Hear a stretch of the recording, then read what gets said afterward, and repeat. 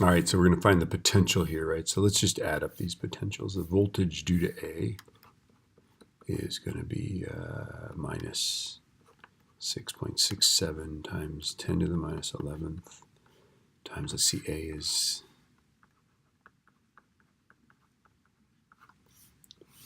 divided by how far we were 2 over and 1, 2, 3, 4, 5, 6 down. 1, 2, 3, 4, 5, 6, okay. Square root of 2 squared plus 6 squared. Okay, here we go, I can do it. Okay. 2 and 6, I'm doing the denominator here.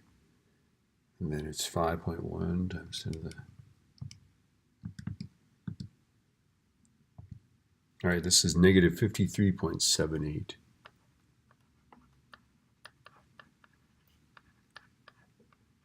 Okay, and then the voltage at B is equal to the opposite of...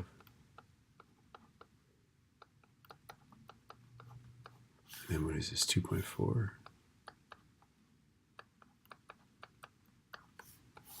Then B is 1, 2, 3, 4, 5 over. And 1, 2, 3 down.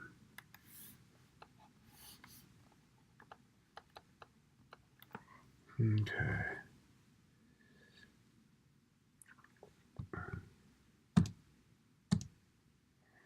Oh, whoops. Okay. Let's see. Okay, so I'm putting the 5 squared and the 3 squared in the denominator. And then this is 2.4.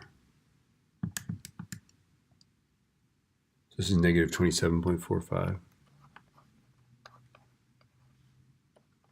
Right, and of course the velocity, dear Lord, the voltage at x is just the voltage due to A at x plus the voltage due to B at x, right?